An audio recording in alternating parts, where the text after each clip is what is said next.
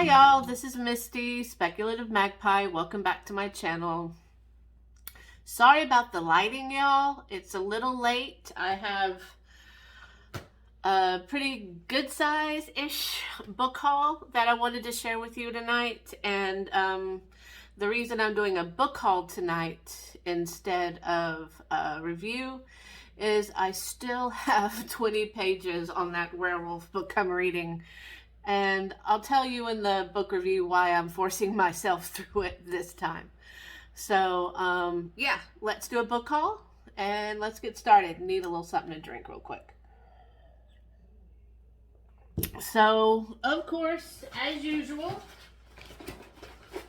my book haul consists of eBay purchases. So, let's get started. This one here, let me back up a little bit. I think I'm a little too close. Yeah, that's better. So this one is from Bookworks in Austin, Texas. Although I live in Michigan now, I am from Texas. I miss Bluebell and Whataburger.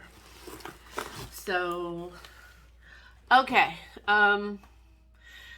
Just within the past couple of months, I have found myself not necessarily reading, but acquiring a lot more YA books. So this is another YA book I acquired. The Diviners by Libba Bray. This book basically takes place in the 1920s. This woman has the power of psychometry, which means she can touch an object and it will, she'll be able to like see visions of like who owned it, what they were doing, that kind of thing. So, and it's like a 3 or 4 book series. And I've been wanting to read it actually for a couple of years. And I'm finally in the middle of my eBay frenzy that's taken place recently. I bought the book. I actually have had this one for a while. I just haven't like opened it. So yeah, there's this one, The Diviners. And this is actually another library book. I seem to acquire library books. Not that that's a bad thing, because apparently library bindings are stronger. So I'm fine with that. So that's this one. Okay, and then we have this one, which is from Archives Books in Oklahoma City. This one had me a little nervous because it came to me opened. My family doesn't open my packages, even though I tell them that they can because it's just books. But yeah, ooh, okay.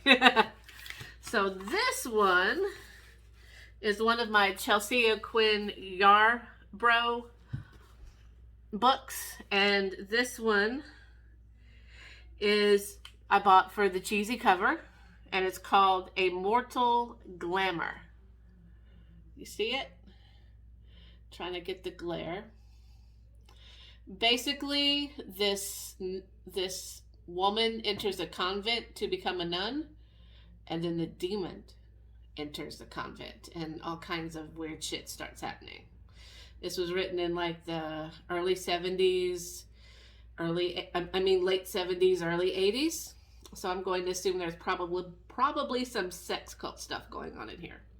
So that should be an interesting read. And like I said, cheesy cover love. That's awesome. Okay. Next one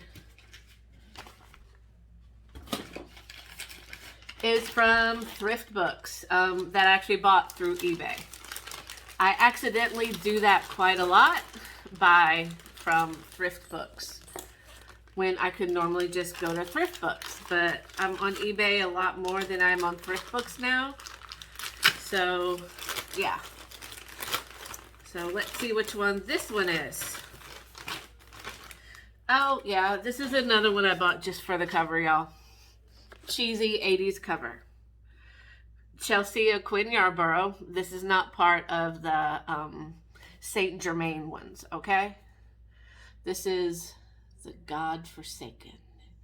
And look, you can see a killer in that monster's eyes. So, is it a werewolf book? Is it a vampire book? Is it a psycho killer book? It could be all three. I'm here for it. I kind of like it. I'm going to read it. Just checking to see if there's anything in it. Oh no, but somebody was going to sell it for like 50 cents. So that's cool. All right. This one feels like a hardback. Oh, I dropped it. So, get the kitchen knife out again.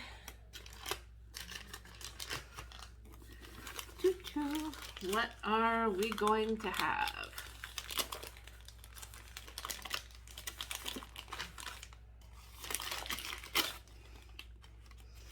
And you'll have to excuse like the day old makeup, guys. It's like I got home from work and I just, you know, had dinner, sat down, thought about YouTube and was like, I should do something.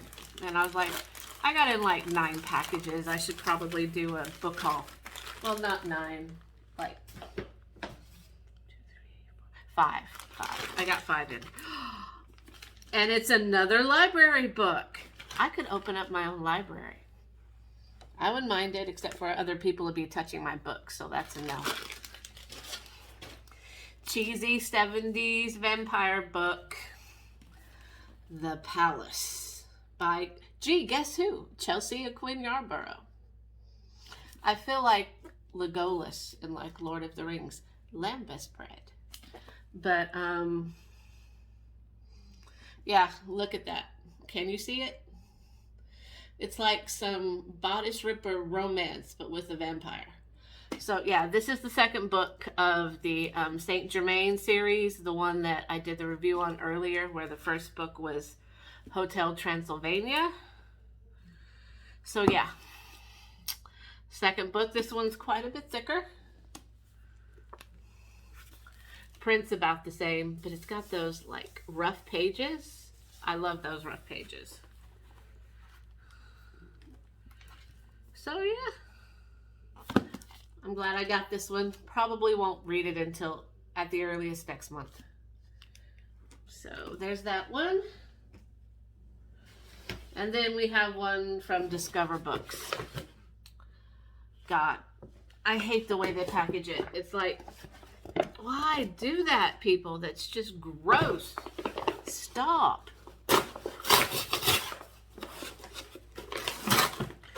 Oh, okay. This one I didn't think I would get in yet. Okay, so this is a book, Son of a Trickster, by Eden Robinson. Now, I have a friend on here. She sometimes suggests me books. She really doesn't do it often, so when she does, I tend to pay attention to her. Because, you know, that way I know what's kind of going on, what the book is about. I really don't follow reviews, but, you know, usually when she says, hey, check this out, I'm going to check it out. And this apparently is like her all-time favorite series. And this basically, she's a Canadian author, and my friend's Canadian. And